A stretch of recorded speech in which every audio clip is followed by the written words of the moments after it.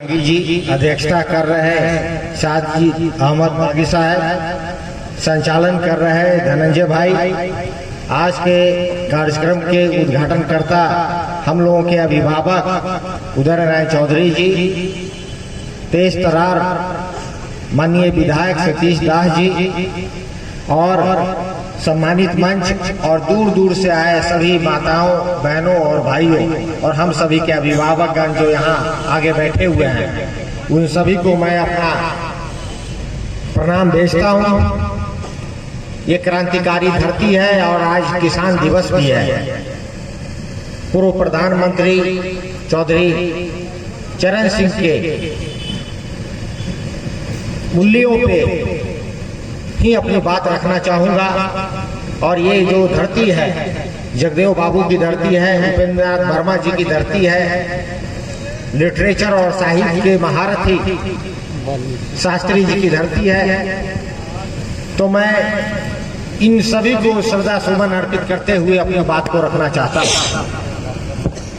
सतीश जी ने अभी जो बात कही, ये लड़ाई और ये जो विचारधारा की बात जो इन्होंने कही है, ये विचारधारा की लड़ाई बहुत पुरानी लड़ाई है। जो आज लड़ाई देख रहे हैं संसद में, जिस तरीके का लड़ाई चल रहा है, ये लड़ाई आज की नहीं है। ये देश के बनावट में ही ये लड़ाई है। एक तरफ बहुजनवाद है, दूसरी तरफ सांस्कृतिक राष्ट्रवाद है।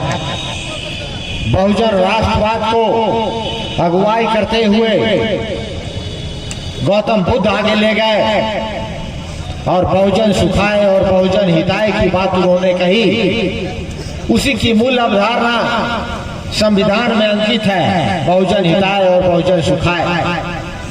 जो अशोक का जो चक्र है, सम्राट अशोक का जो चक्र है, वो इसी का लवरेज है। जो 24 स्कोप है उसमें इन सभी मूल्यों का उसमें आकलन किया हुआ है। चाहे आजादी का हो, समानता का हो, भाईचारा का हो, न्याय का हो, प्रभुत्ता का हो, ये सभी 24 स्कोप में अंकित है साथ, जिसकी बात जगदेव बाबू किया करते थे। जब देश आगे बढ़ रहा था, देश के निर्माण में आहुतियां दी जा रही थी, तो सबसे पहली लड़ाई जो हम लोगों को पता चलता है वो बृहद्रथ मौर्य की हत्या। बृहद्रथ मौर्य की हत्या इसलिए कर दी गई क्योंकि बहुजन सुखाय और बहुजन हिताय के नाम पर वो शासन चल रहा था और हत्या करने वाला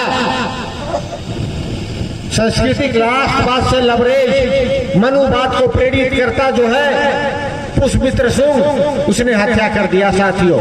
तब से जो लड़ाई चल रही है वही लड़ाई आप देखिए आजादी के पहले भी चल रही थी। एक तरफ सावरकर थे, सांस्कृतिक राष्ट्रवाद की तरफ बात कर रहे थे, भारत माता की नारा दे रहे थे और उसको धर्म पे तोड़ रहे थे। ठीक उसी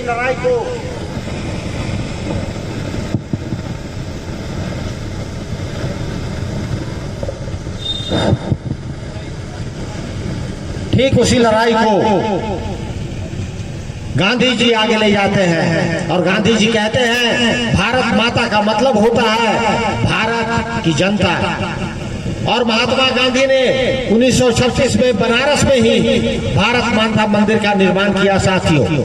तो जो लड़ाई आप देख रहे थे मौर्य वंश से जो लड़ाई चला, एक तरफ राष्ट्रवाद और दूसरी तरफ सांस्कृतिक राष्ट्रवाद, उसी लड़ाई को बाबा साहेब अम्बेडकर ने संविधान में पिरोया है। और आजादी, समानता और भाईचारा का जो पूरा जो आप पहला लाइन ही देखिए संविधान का, हम भारत के लोग और we the people of India, जहाँ बात करते हैं आजादी की, समानता की और भाईचारा की, साथ एक मत एक अधिकार की बात करते हैं, एक व्यक्ति की बात करते हैं।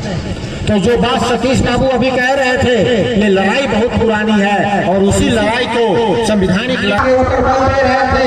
आप सभी को पता ही होगा जगदेव बाबू डबल एमए थे, एक लिटरेचर में एमए किया था उन्होंने और एक जो है इकोनॉमिक्स में एमए किया था। तो उनकी जो सारी बात है, सारी मूल है, 100 में 90 शोषित है, 90 भाग हमारा है, 10 का शासन 90 पे नहीं चलेगा, नहीं चलेगा। धन धरती और राजपाट में भागीदारी चाहिए, जिसका अशोक के चक्र में संविधान के मूल्य के नाम पर बाबा साहब अम्बेडकर ने उसके संविधान में दिया।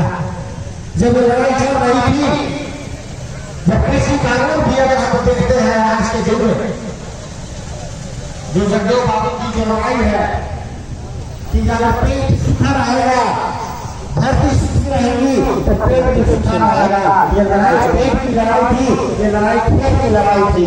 पेट की लड़ाई नरेंद्र मोदी ने आज अडानी को देने का काम करना चाह रहा था।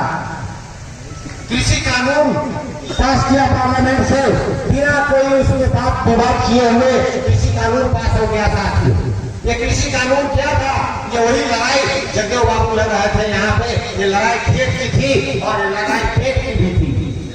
अडानी का गोदाम पूरे बिहार में बन गया, पूरे भारत में अडानी का गोदाम बन गया।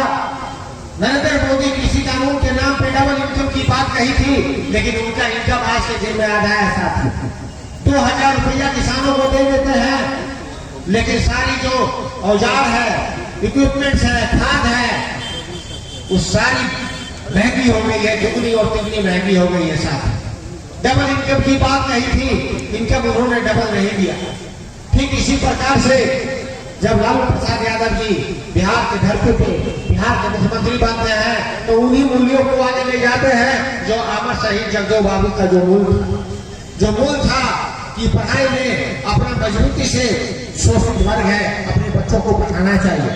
लालू जी कहा करते थे, घोंघा छूने वाले, बकरी पालने वाले, भैंस और गाय चलाने वाले, रिक्शा चलाने वाले अपने बच्चों को पढ़ाओ, अपने बच्चों को पढ़ाओ, तब